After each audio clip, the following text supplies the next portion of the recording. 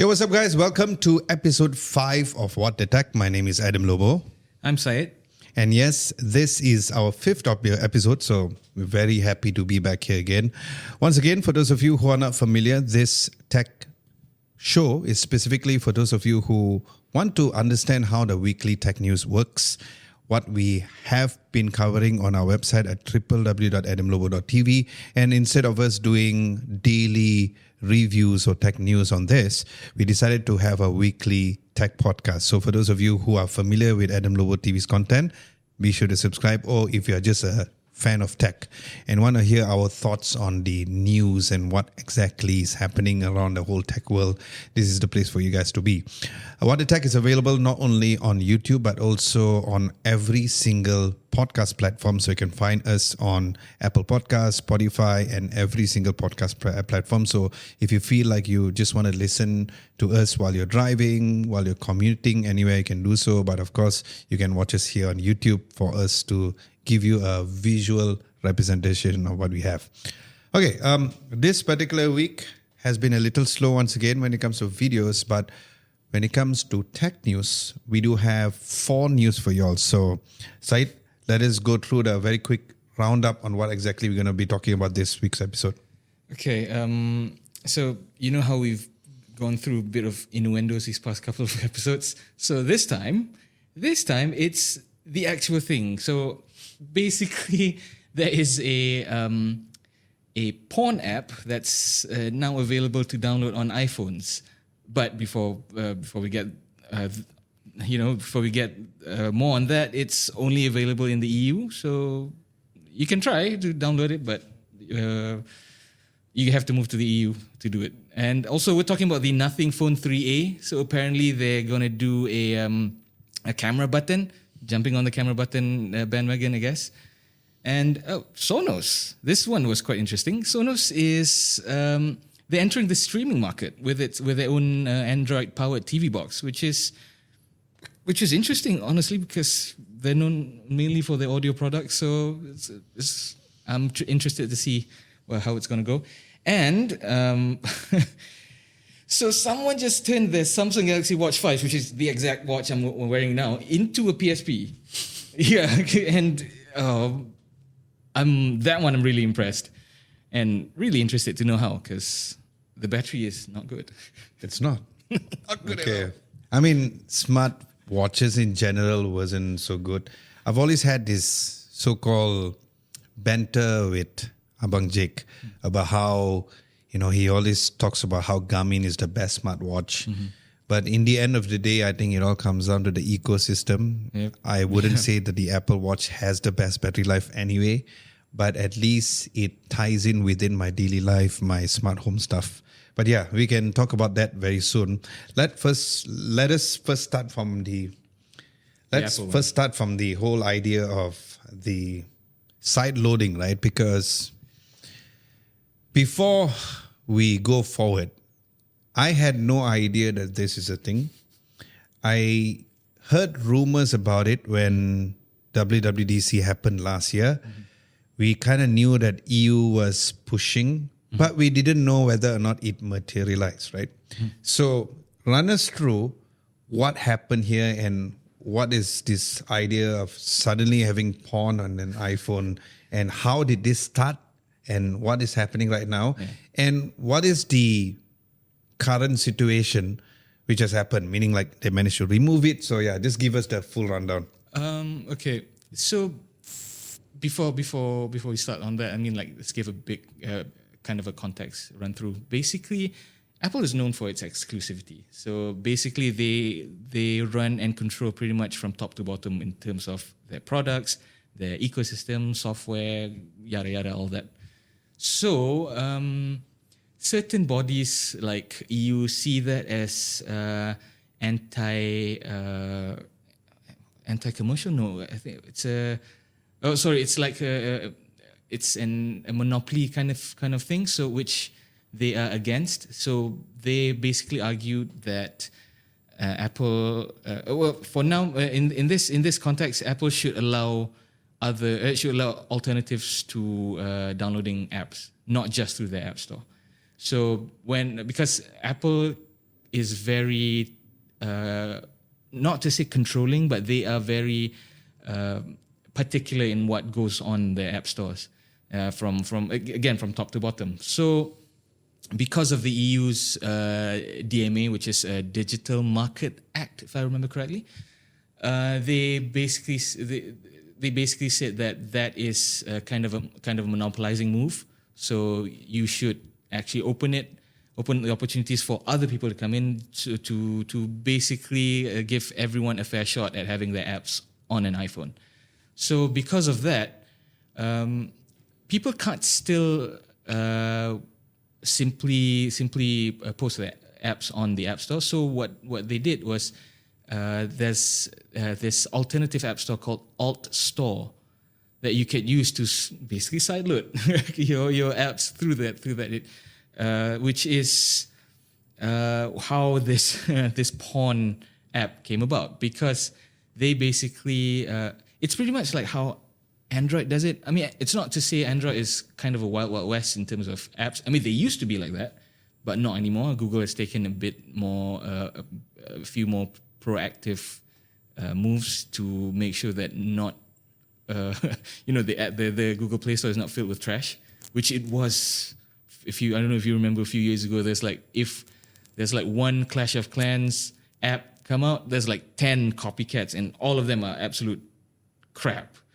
And it's just full of ads, sometimes even malware, which is just crazy. So you don't really find that anymore in on the Google Play Store, but that is exactly what Apple is trying to avoid. So which is why they keep a pretty tight checklist on what kind of apps what kind of SOPs your apps have to have. You have to follow a whole bunch of guidelines. So the Alt Store doesn't have that. But as far as what I've read on it, because I don't use an iPhone. So, and again, this sideloading thing is only available in the EU. So I don't have an iPhone, neither do I live in the EU. So from what I've read, it's not too crazy, but at the same time, you get things like this porn app called Hot Tub. Hot Tub, it's supposed to be like a oh, okay. For those who don't know, hot tub is like slang for a place to, do it. Oh. Yeah. So it seems like Syed is very experienced when it comes to things like this. Okay, bro. I was curious why they call it hot tub. Okay. So I searched it and I found it on Urban Dictionary, and I was like, oh, okay, no wonder. So the app is called Hot Tub. Yeah. Holy mother of God. So this Hot Tub app, which is in the Alt Store, it has been available in the EU for the past how long? Actually, it's still new. It's I think maybe around a week or two, I guess, which is why Apple is a bit disappointed. And no, not just disappointed. They are quite angry about this because it kind of affects their image. Because I agree, because I don't blame Apple for being angry. Even when I heard about the news, I was already feeling pissed about it because I didn't know that it was the case. I didn't know that EU really pushed it through and Apple really had to do it, because that was something that they obviously did not push through.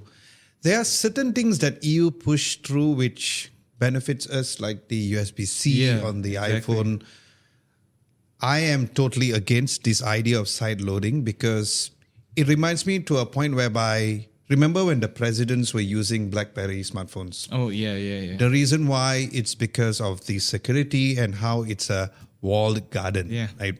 So for the EU to still force Apple to do this, this is exactly why Apple keeps it within the walled garden, because having a porn site as an app to download, regardless of what the freaking name is, it's just ridiculous. Yeah.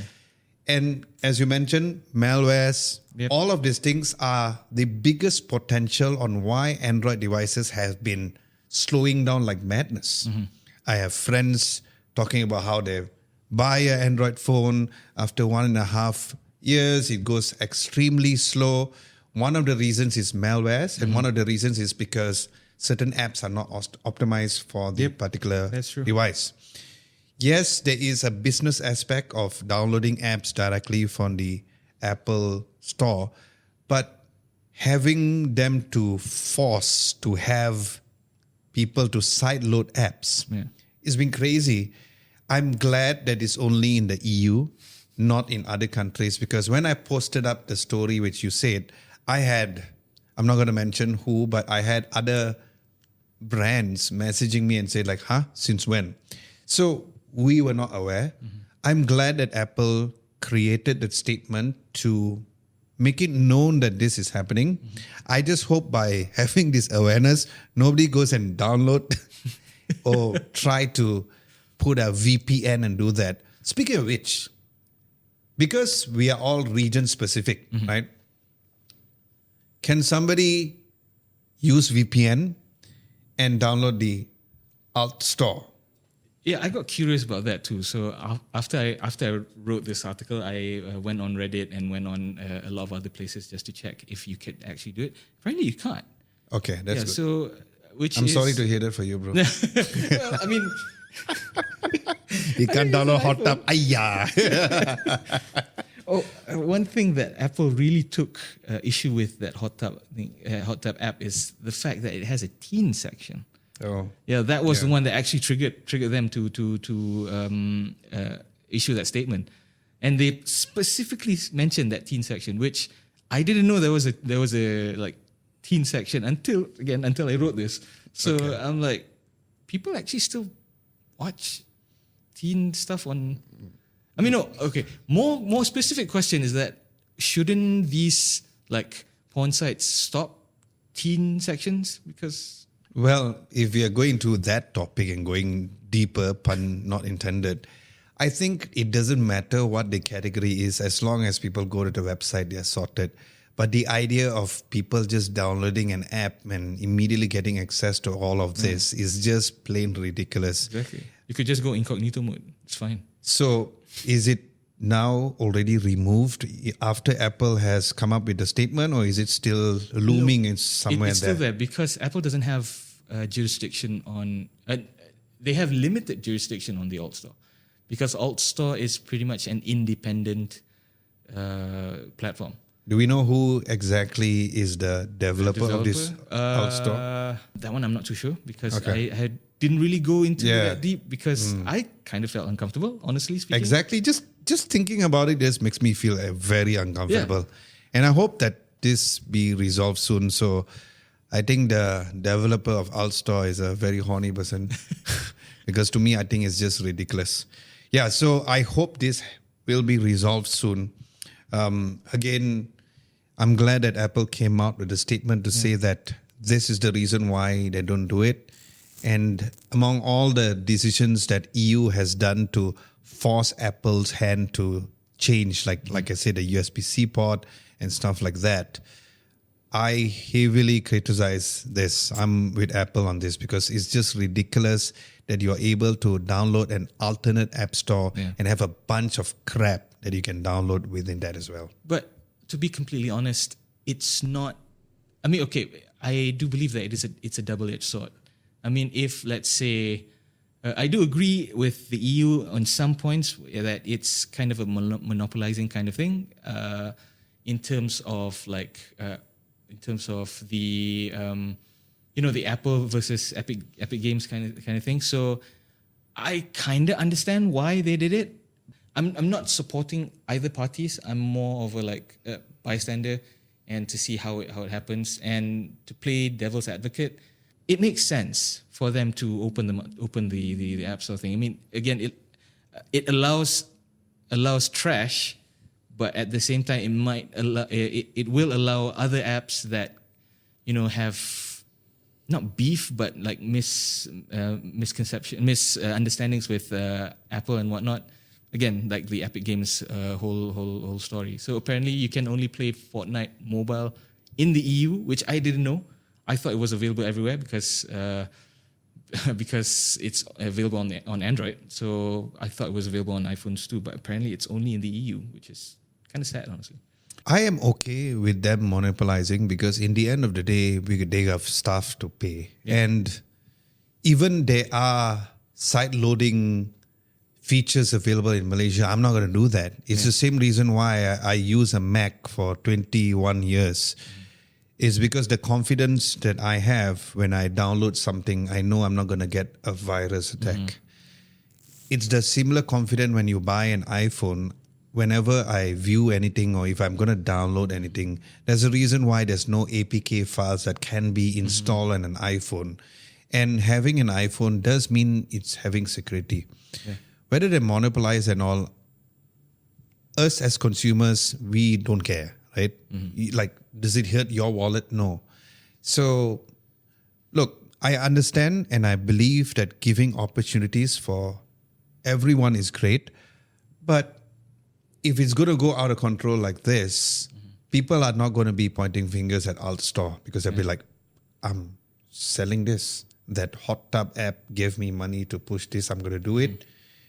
So the finger should be pointed towards EU. But yeah, you can agree to disagree on that. Okay, what do we have next? Let's just conclude that one. So what do we have next?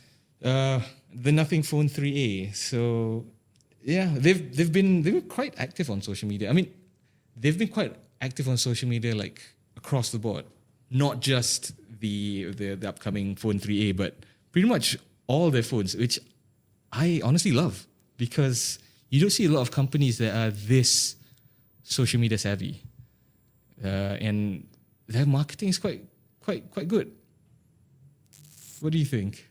I think it's great as well. I totally agree with you because nobody does it this way. I like how they highlight the people behind the scenes. That is something that we continue to do here on Adam Lobo TV as well. Like, you know, who you see here in the channel is exactly people who are within the team. The last video that I watched from nothing was that we created MKBHD's phone. Oh yeah, it's like his dream phone. Oh yeah, although the collaborations are quite nice. Although the thumbnail was super clickbaity, but it worked, right? Yeah. And I've met Kalpe in person. Socially a bit awkward. He doesn't talk a lot, but nice guy. Very, very smart. Had a 20-minute conversation with him. It's interesting because he's also part of some of the social media postings, like the videos and stuff. And you can see that although he may not be as comfortable that he wants to be on camera, but he's putting a lot of great value and great participation with the community of Nothing and the whole smartphone community, which is great because it shows the brand from a different perspective. Yeah, and it also shows that, hey, look, although we are a smartphone company, but here is how we do things. So it's kind of cool. I like it. Yeah. I think every other brand should follow that as well. Jumping into the idea of the camera button bandwagon, I'm still trying to understand why is it only after the iPhone 16 onwards, then we start seeing it on Android smartphones. There is one bridge there, or somebody in there is telling, hey, the iPhone is going to have a camera button. All right, let's take the same technology and put it in our upcoming smartphones for the Android market. Because it's not like the camera button never exists before this, right? That's true. It was around for a really, really, really long time. Yeah. Sony made it famous, but prior to that, there were so many smartphones which had it. Yeah. But it's quite interesting when people say that Apple doesn't innovate, but a lot of people don't realize that things like this only happens after Apple does something like this. Yeah. Look at ColorOS 15 with the Aqua Dynamics, which is Apple's dynamic island is exactly that. Exactly, yeah. Samsung did similar like the Nowbar, but at least it made sense because it was down, easy to reach, which is something that I've mentioned in our in-depth review of the S25 Ultra, which is coming soon. And it really makes me wonder who is telling these people, or why is it only after iPhone does it, then everybody does it? Oppo did it. And I'm sure there's a lot of brands going to do it. I think Realme did it. We haven't touched a Realme phone for years. Yeah. But why do you think that this is sudden emergence of the camera button? Is it because Apple did it? It seems to it. It's more like because Apple is like it or not. Apple is pretty much the cream of the crop in terms of consumer electronics, especially smartphones and even laptops. As much as a lot of people don't want to admit it, Macs do dictate somewhat the mainstream consumer market, and where with the camera buttons is concerned, sure they didn't create it, and they definitely did not spearhead it. That I think is pretty much Sony from the get-go. But because they are the most popular brand, because when you mention Apple, you immediately think iPhone. You immediately think the MacBook. You immediately think whatever else, the AirPods. So I think that is the reason why when other companies do it, it doesn't really matter, because people will be like, yeah, it's their own thing. But when Apple does it, people really take notice. They'll be like, oh, okay, I think we have to do it too. Got it. Yeah, so it's been like that since the iPhone came out. And honestly speaking, I mean, like, when the iPhone came out, who would have thought to use a touchscreen phone without a stylus? Yeah. Every other touchscreen phone is using a stylus.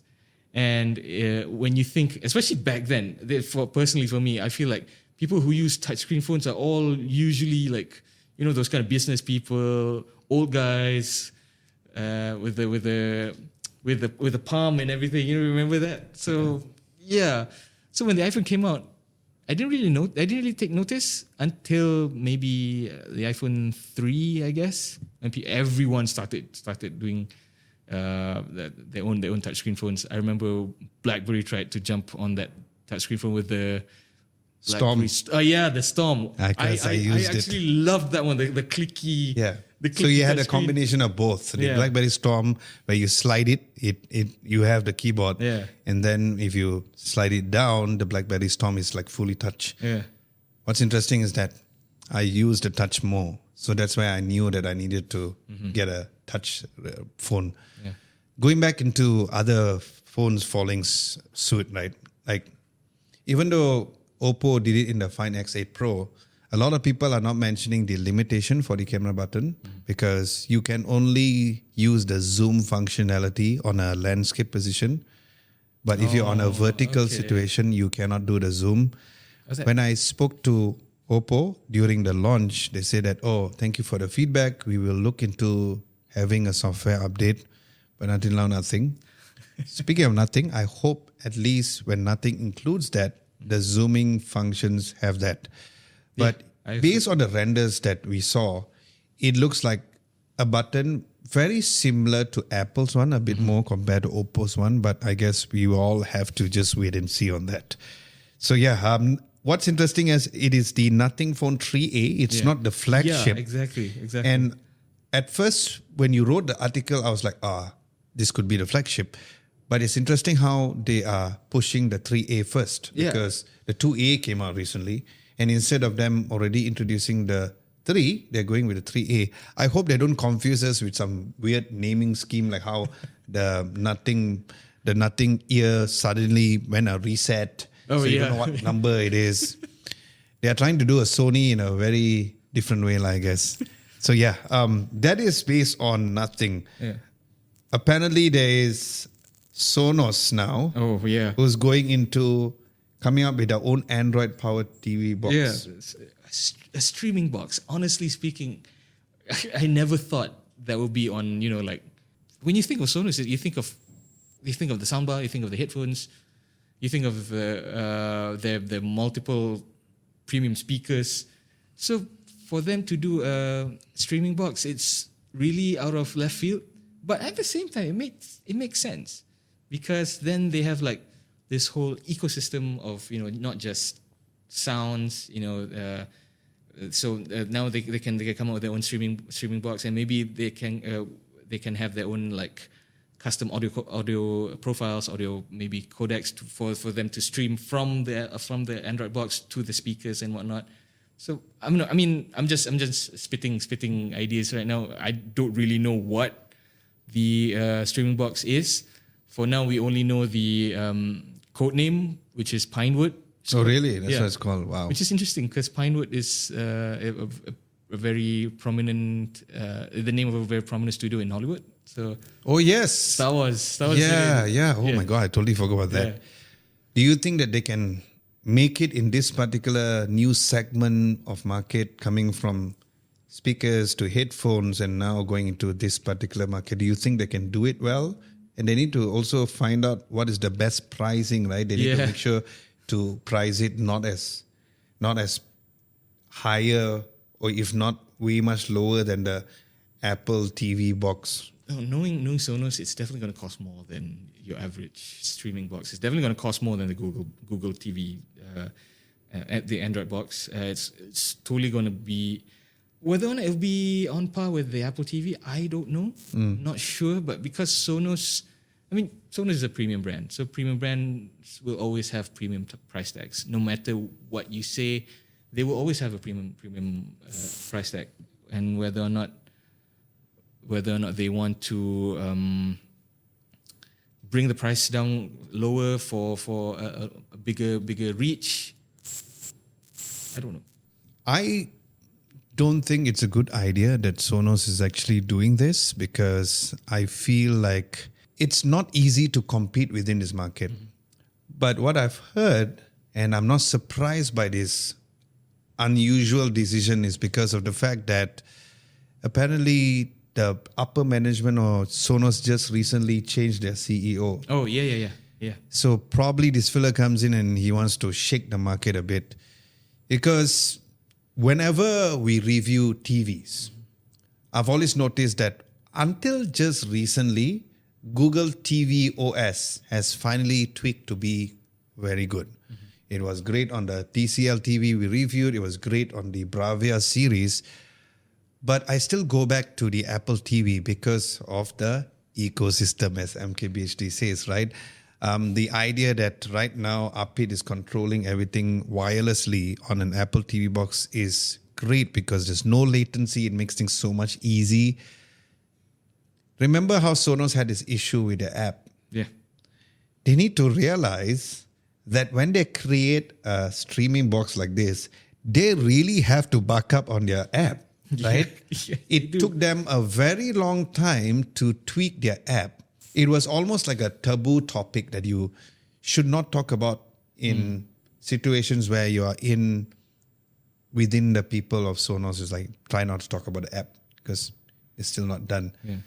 And now you're going to dig deeper, or you're going to dig the hole deeper to create an entire ecosystem of an Android streaming box. Probably they're not going to touch the software. Maybe it's just a box. Maybe the hardware is by Sonos. Yeah. But one of the biggest missed opportunity I found with the Sonos Ace headphones is the fact that I have a lot of Sonos speakers at home, some here in the studio. I still don't understand why they do not allow us to do an audio swap from the headphones to my speakers. Oh, they do? They don't. What? So it does to the Ultra, the Arc Ultra, and the regular Arc.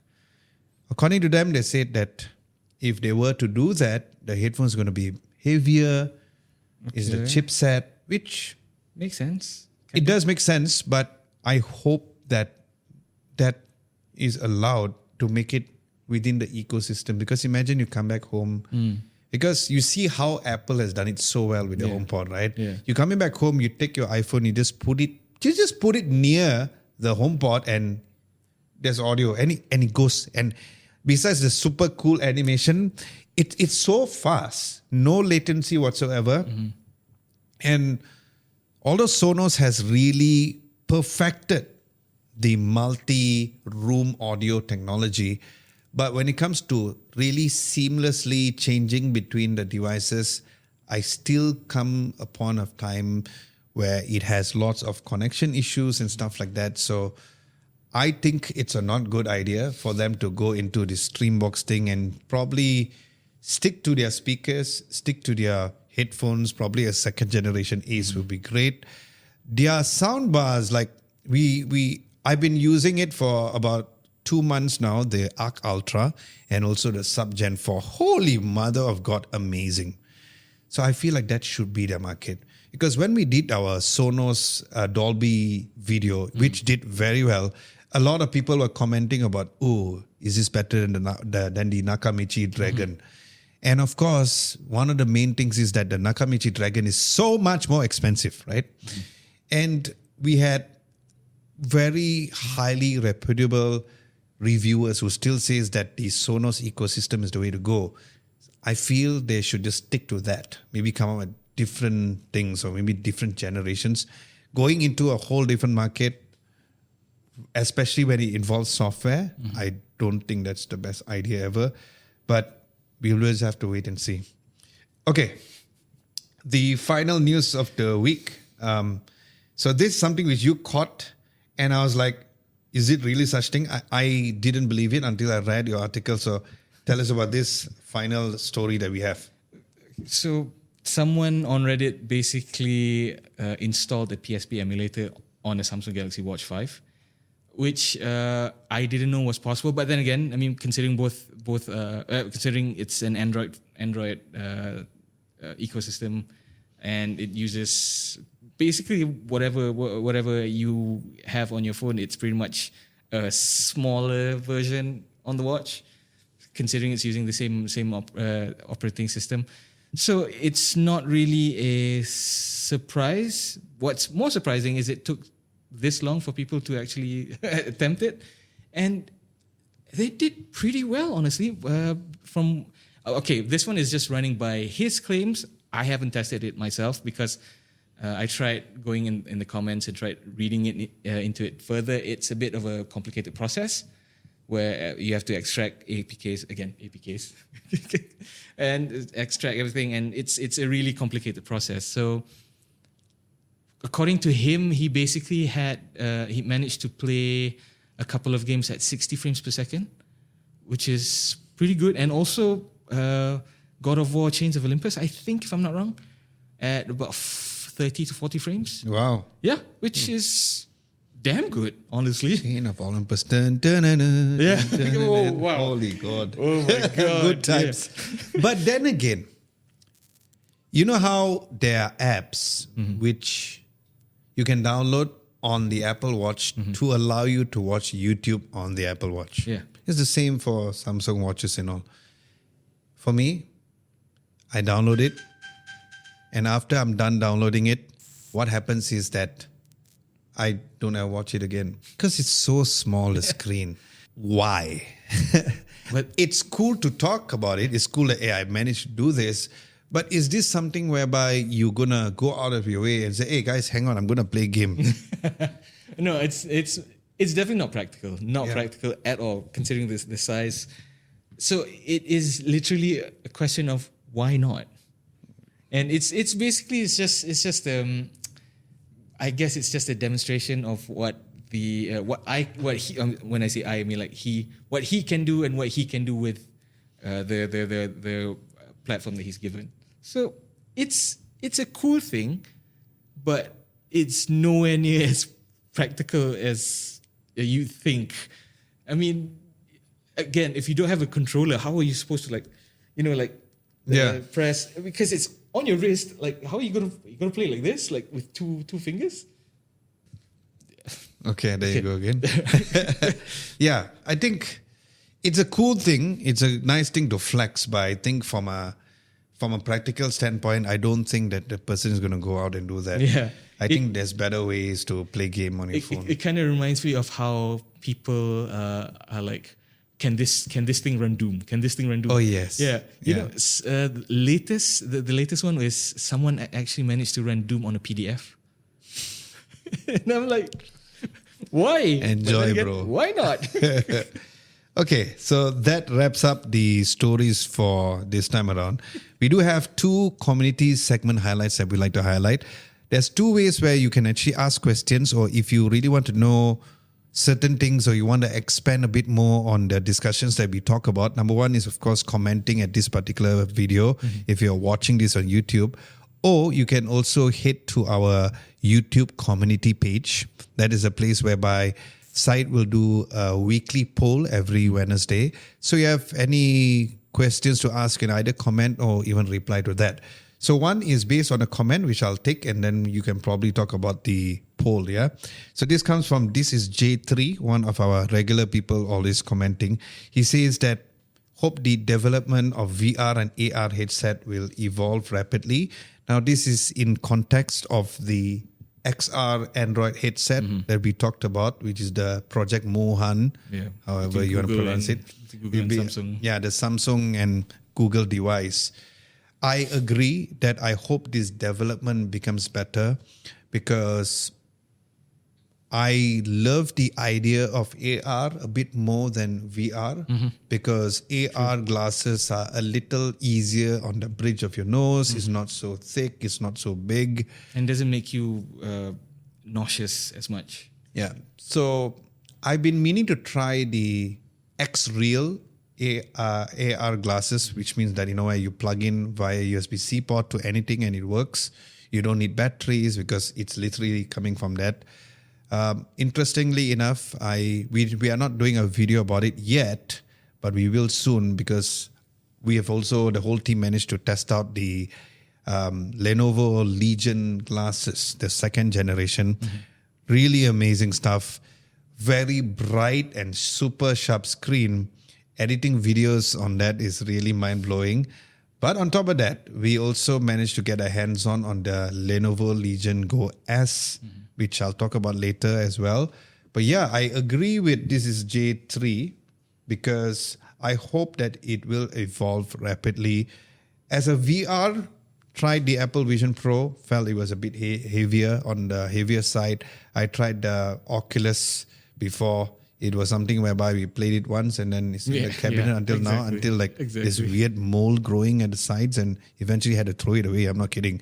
So yeah, I agree on the AR side of things, but probably not VR. What is your thoughts about this?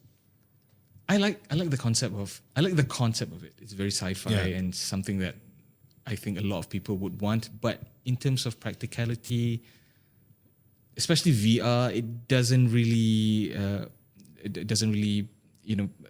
affect us with our lives and whatnot. AR, I think, is a little bit more accessible considering that it can be used as a external monitor of sorts. I can't use it because I use glasses. So whenever I take it off, like how you say, buta. So literally buta. Yeah. I can't see anything. It's just blobs of color, blobs of animations and whatnot. I mean, yeah, sure. Lenovo actually included like a little pair of powered glasses that you can attach to your nose, and then you wear the glasses.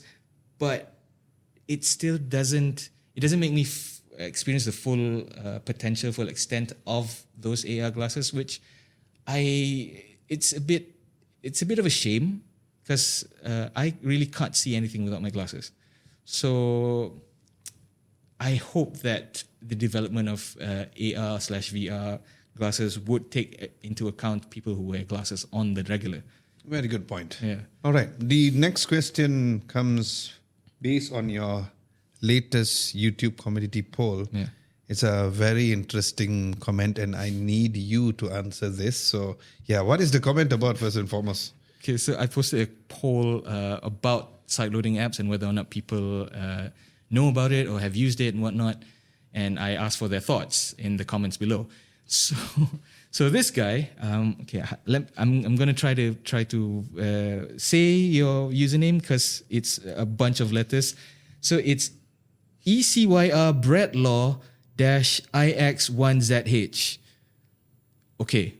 Sounds like a password. Yeah, it does sound like a password. So what he commented was, I do not touch, taste, or handle Apple products. Satan's apple shall not taint my bank balance. I know nothing about those cell phones. As far as I know, they came out of hell one day. Wow. Okay. And then there's a laughing emoji after that. Yeah, it's That's a really interesting comment, and I am kind of in your boat. Kind of. I won't say no to an Apple product, but at the moment, my wallet is saying no. Don't. Try not. You shall not pass. That kind of thing, you know. So yeah, but I won't say no. If someone, maybe Adam would give me, hey, here's an iPhone 16 Pro Max. Knock yourself out.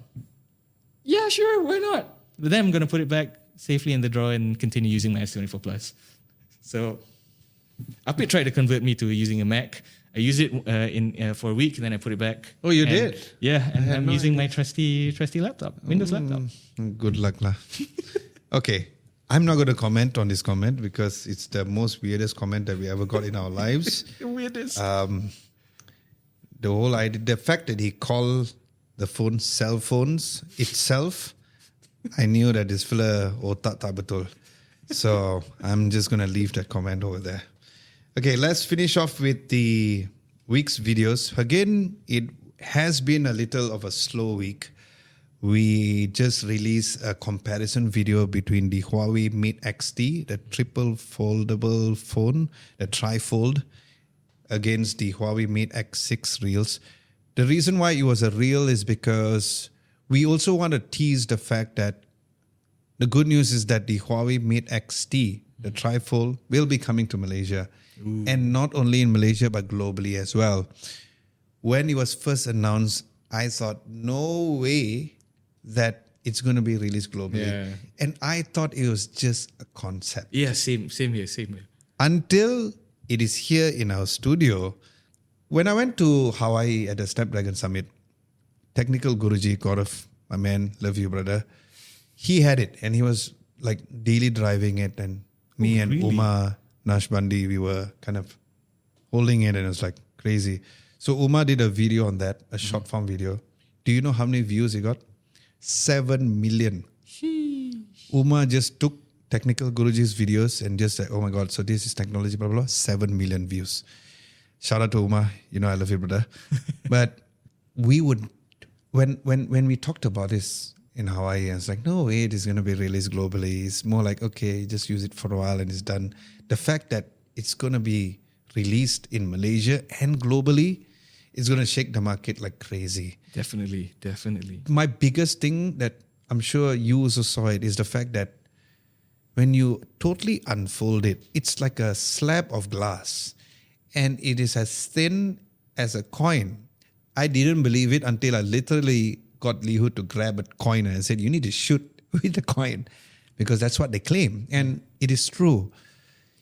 It's something that it takes a while for you to get used to how you unfold it. Because what's even cooler is that if you unfold it wrongly, it tells you. Oh, really? Yeah, the software tells you that, don't unfold it this way.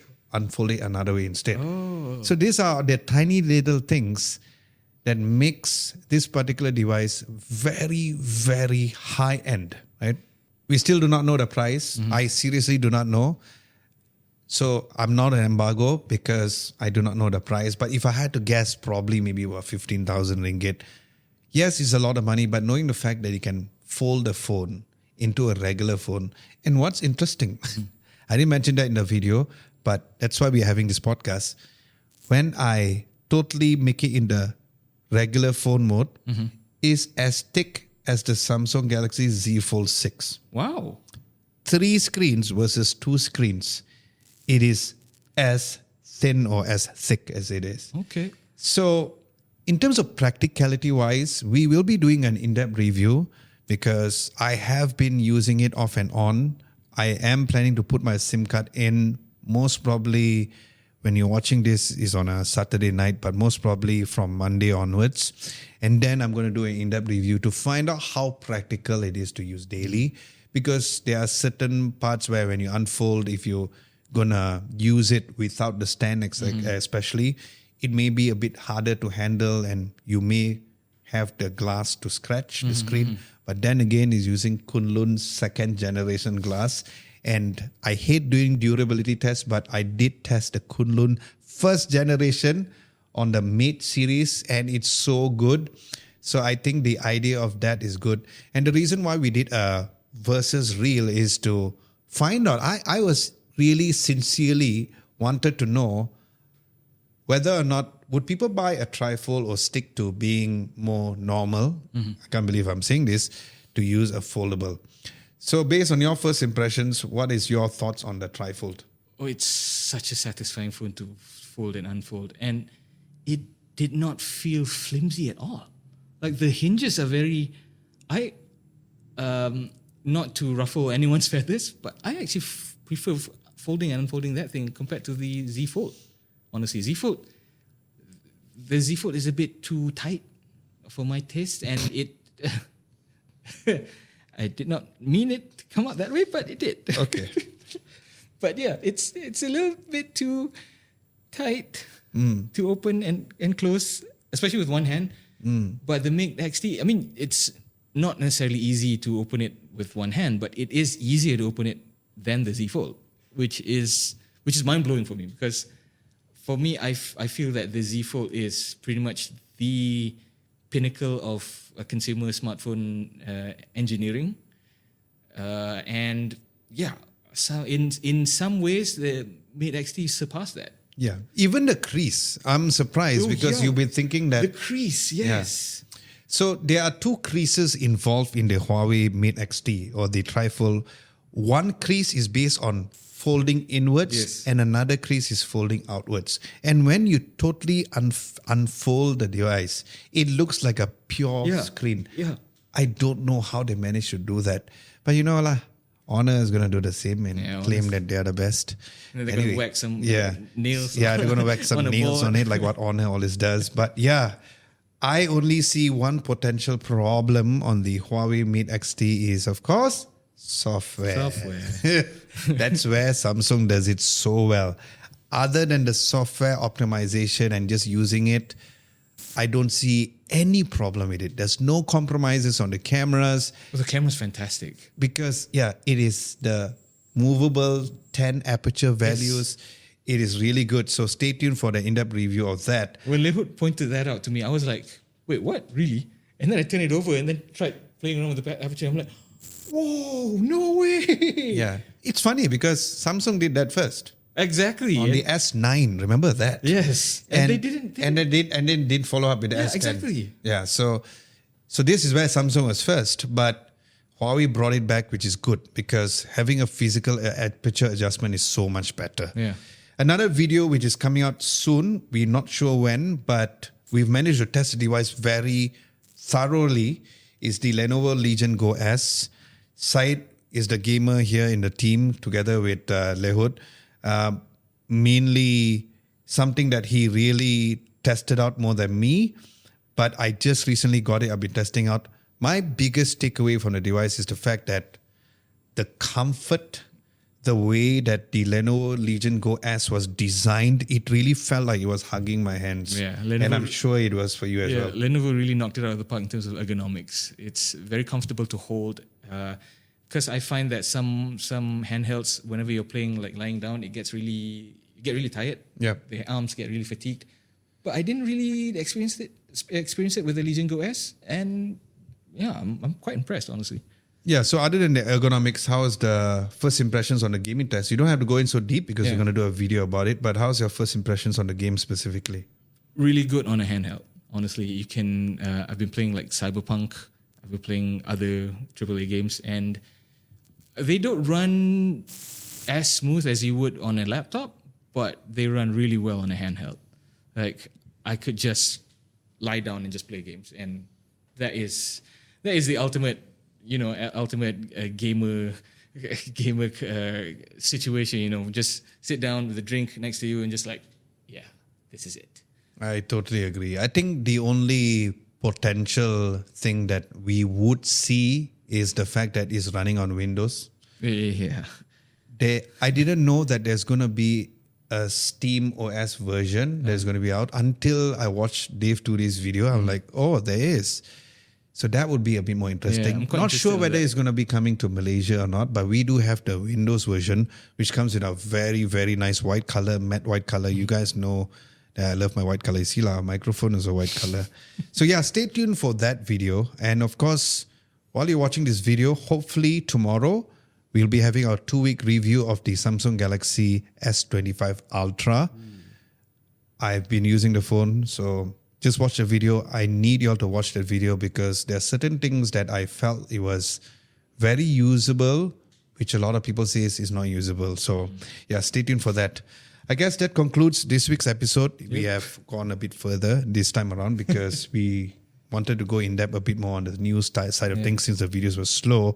And once again, as usual, comment down below if you have any questions to ask. If you're watching this on YouTube, or you can head on to our YouTube community page and to comment over there if you have any other questions. But the best way is to comment on this particular video so we can reply to your comments only on YouTube. And of course, if you are listening to this on the other audio streaming platform. So thank you so much for watching and listening. My name is Adam Lobo. I'm Syed. And we will catch you guys next week. Bye-bye.